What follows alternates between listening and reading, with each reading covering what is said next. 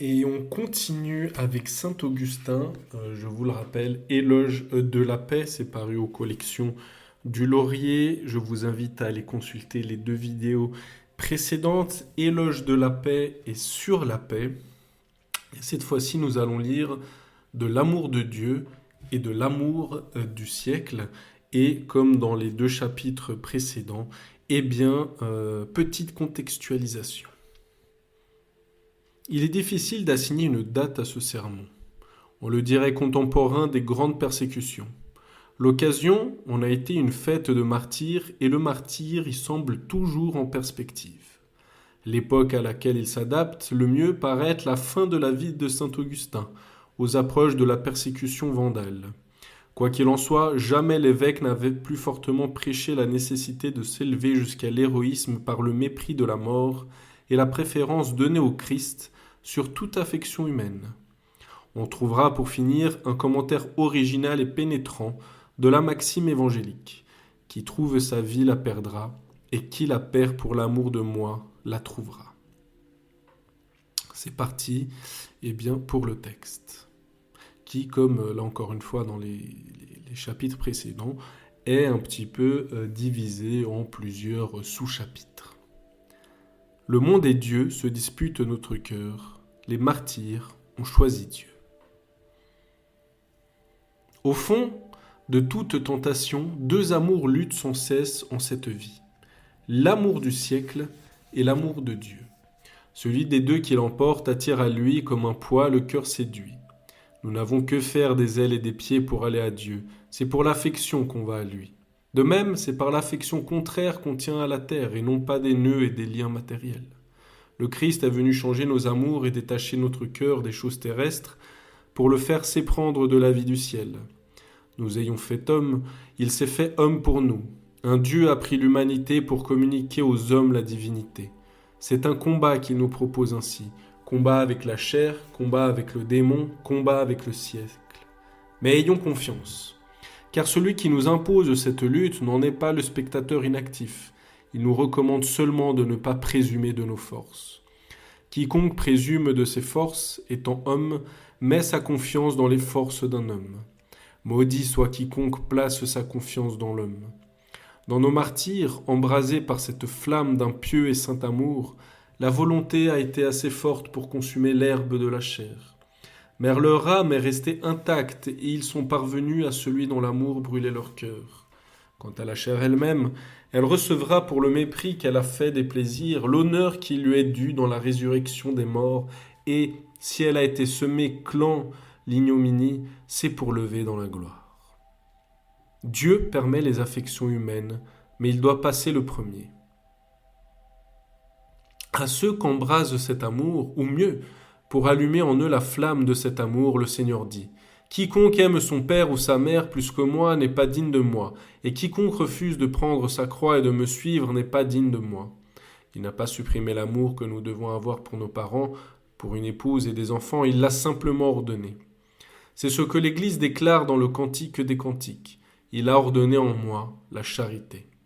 Aime ton Père, mais aime davantage ton Seigneur. Aime celui qui t'a donné le jour, mais aime davantage celui qui t'a donné l'être. Ton Père t'a engendré, ce n'est pas lui qui a formé tes membres. Ton Père t'a nourri, mais de lui-même, il n'aurait su où prendre le pain qu'il te donnait.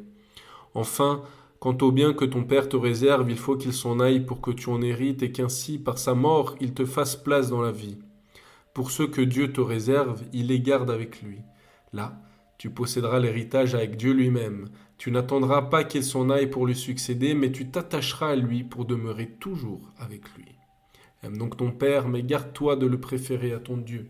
Aime ta mère, mais prends garde de le préférer à l'Église qui t'a engendré pour la vie éternelle. Bref, par l'amour que tu ressens pour tes parents, mesure celui que tu dois à Dieu et à l'Église. En effet, si tu dois tant de reconnaissance à ceux qui t'ont engendré pour mourir, quel ne sera pas notre amour envers ceux qui nous ont engendrés pour parvenir à l'éternité? Aime ton époux, aime ton fils, selon Dieu, afin de les amener avec toi, honorer Dieu qui, vous ayant réunis dans son sein, ne permettra plus que vous soyez séparés. Il ne faut donc pas aimer ses parents plus que Dieu, et c'est les aimer bien mal que de ne pas se soucier de les conduire à Dieu. L'heure du martyre viendra peut-être. Tu veux confesser le Christ? Peut-être cette confession attirera-t-elle sur toi une peine passagère, la mort temporelle. Un père, un époux, un fils chercheront par leurs caresses à te détourner de la mort, alors que ce sont ces caresses mêmes qui t'exposeraient à la vraie mort. Mais tu te tiendras ferme dans ta résolution, te rappelant la parole. Qui aime son père, sa mère, son épouse ou ses enfants plus que moi, n'est pas digne de moi. Le Christ a fait prévaloir en lui la volonté de l'esprit sur la volonté de la chair. Ces sollicitations d'une famille feront fléchir notre cœur de chair, et notre faiblesse humaine se sentira en quelque sorte près de la chute. C'est ton vêtement qui se relâche, resserrant les plis flottants avec la force pour ceinture. L'amour de la chair te sollicite. Prends ta croix et mets-toi à la suite du Maître. Lui-même, le Sauveur, tout Dieu qu'il était dans la chair, tout Dieu qu'il était revêtu de chair, a voulu te montrer qu'il éprouverait lui-même ses faiblesses de la nature quand il a dit « Père, si c'est possible, que ce calice s'éloigne de moi. » Il savait bien que ce calice ne pouvait s'éloigner puisqu'il était venu pour le boire, mais il devait le boire de sa propre volonté et non par nécessité. Il était tout-puissant. Le calice aurait passé s'il l'eût voulu. Il était Dieu avec le Père, et lui et le Père ne faisaient qu'un seul Dieu.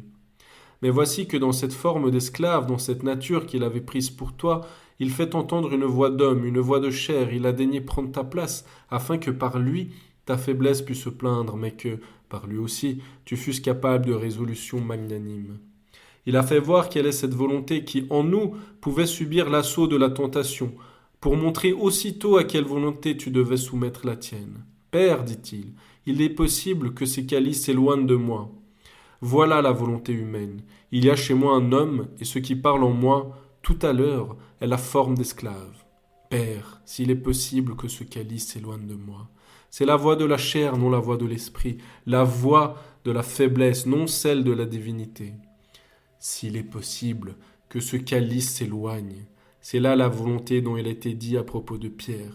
Quand tu seras devenu vieux, un autre te scindra, te prendra et te mènera où tu ne veux pas. Les martyrs l'ont suivi. Comment expliquer alors la victoire des martyrs? C'est la volonté de l'esprit qu'ils ont fait prévaloir sur la volonté de la chair. Ils avaient de l'amour pour cette vie, ils en sentaient le prix et ils se disaient « Si une vie périssable nous attache à ce point, combien plus la vie éternelle doit-elle attirer nos cœurs ?» Destinés à mourir, nous ne voulons pas mourir. Il faudra pourtant bien mourir malgré le désir invincible qui nous rattache à la vie. Cette répugnance à mourir n'avance à rien. Elle ne sert de rien, elle ne paralyse en rien la mort, et quand il s'agit de l'arrêter, notre pouvoir est nul.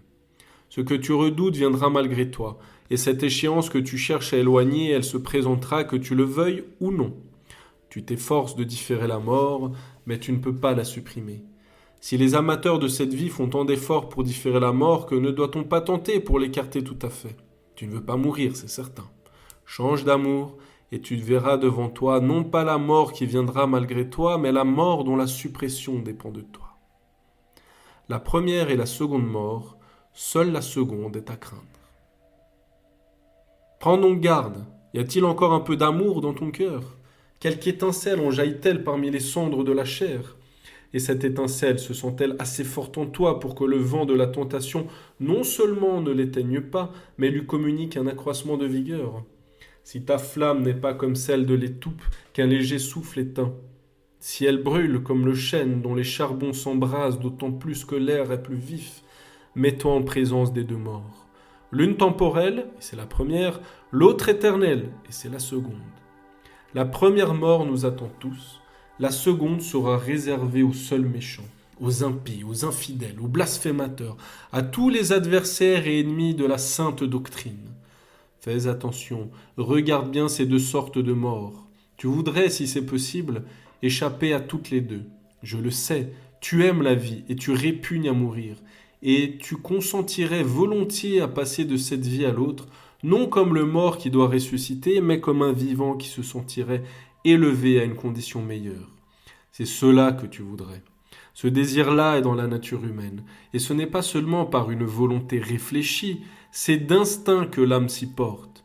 C'est qu'on ne peut aimer la vie sans haïr la mort, c'est qu'on ne hait pas sa chair, et ce mal qu'on est, on voudrait le lui épargner.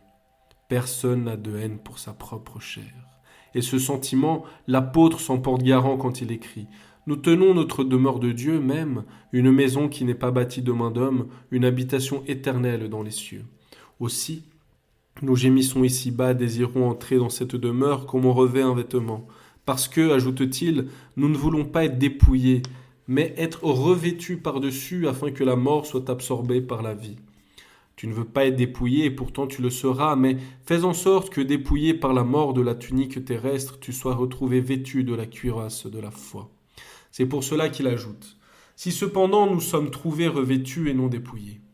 Car la première mort te dépouillera de la chair, et celle-ci, mise à part pour un temps, te sera rendue à son heure. Il en sera ainsi que tu le veuilles ou non. Ce n'est pas parce que tu le veux que tu ressusciteras, et il ne dépendra pas de toi de ne pas ressusciter. Tu peux même nier la résurrection, cela n'empêchera pas d'avoir lieu.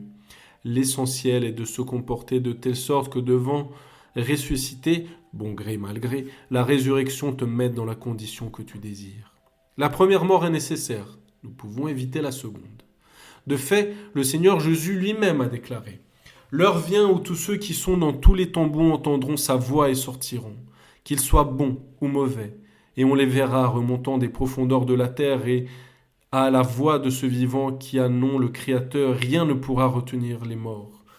Tous ceux, dit-il, qui sont dans les tombeaux entendront sa voix et sortiront. » Ce mot « tous » engendre dans l'esprit une certaine confusion, une sorte de pêle-mêle.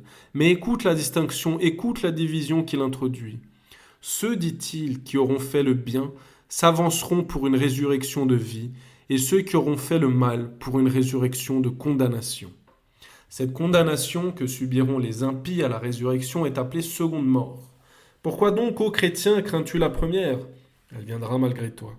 Elle se présentera à toi sans tenir compte de tes répugnances. Tu te rachètes de la main des barbares pour échapper à la mort. Tu te rachètes à grande peine pour ton bien y passe. Tu sacrifies même l'héritage destiné à tes enfants. Te voilà libre, et c'est demain que la mort va te saisir. Ce dont il te faudra te délivrer, c'est la captivité du démon, qui veut t'entraîner avec lui à la seconde mort, où l'on entendra dire aux impies placés à gauche « Allez maudits au feu éternel, préparés pour le démon et pour ses anges. » Oui, c'est de cette seconde mort qu'il faut te racheter. La justice et le sang du Christ nous délivrent de la seconde mort. Mais comment ? Diras-tu.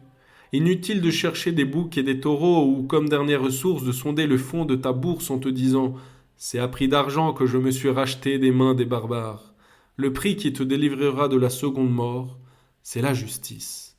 Le barbare aurait pu prendre d'abord ton argent et t'emmener ensuite captif sans te laisser aucun moyen d'échapper désormais au pouvoir d'un maître qui possède maintenant et tes biens et ta personne.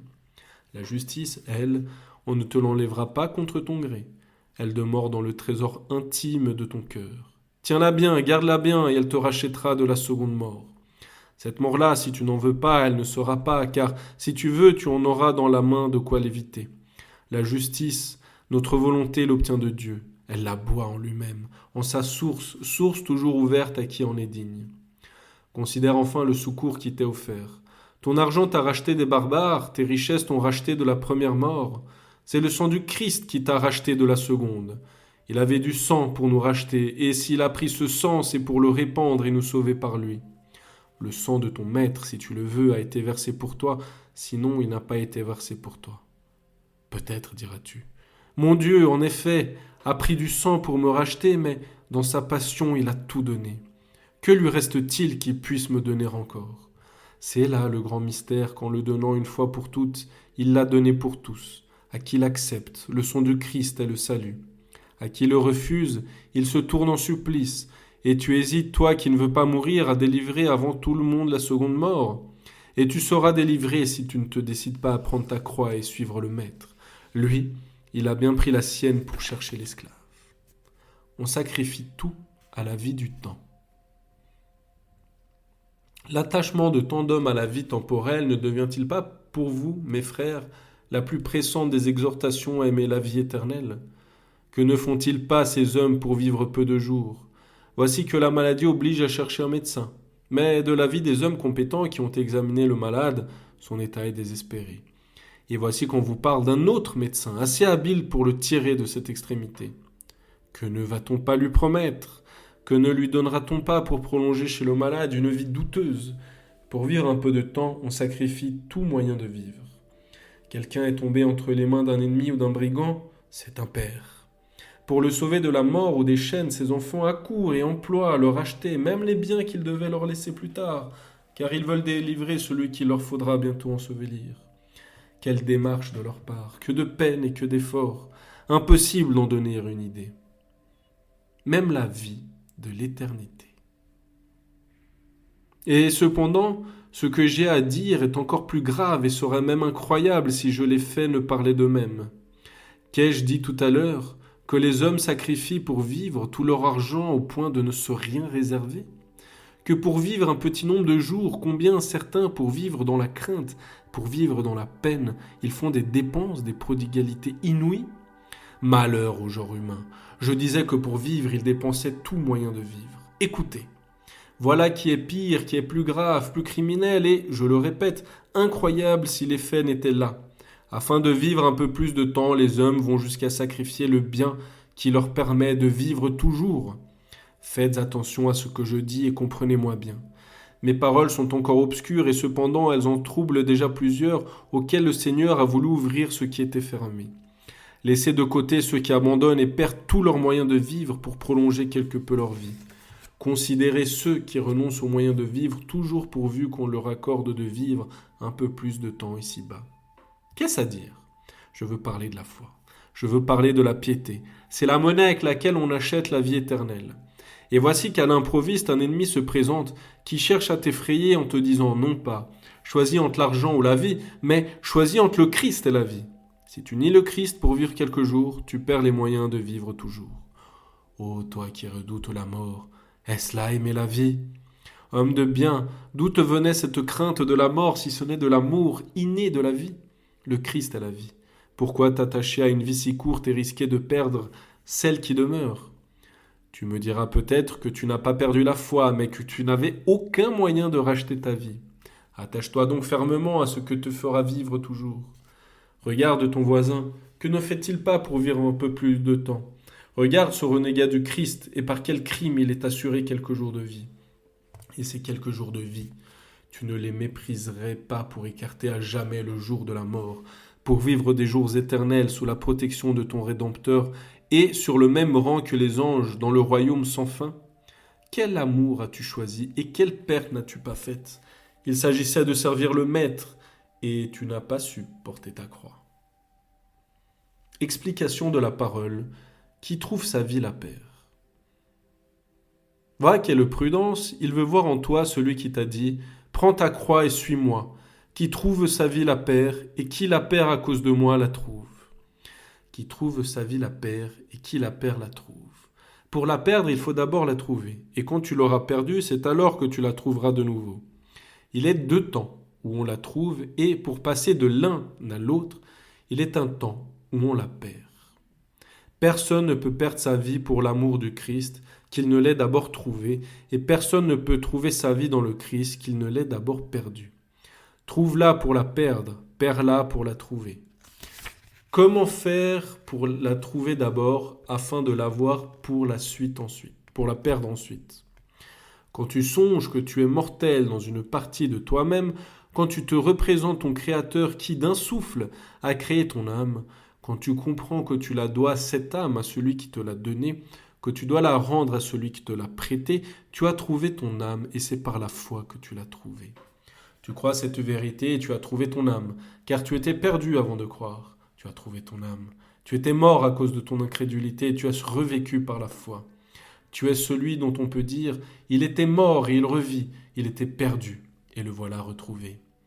Tu as donc trouvé ton âme par la foi en la vérité si tu es vraiment sorti de la mort de l'incrédulité. C'est ainsi que tu as trouvé ton âme.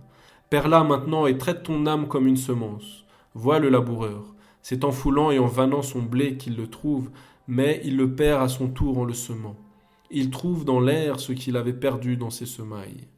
Il faut perdre en semant ce qu'on veut retrouver en moissonnant. Donc, qui trouve son âme, la perd. Le travail de la récolte vaut bien la peine des semailles. mais on ne la retrouve qu'en la perdant pour l'amour du Christ. Vois bien cependant où tu trouveras ton âme et pour quelle raison tu dois la perdre. Comment, en effet, la trouveras-tu s'il ne te prêtait sa lumière, celui qu'implore la psalmiste? Seigneur, tu allumeras mon flambeau. Tu as donc trouvé ton âme grâce à celui qui a rallumé ton flambeau.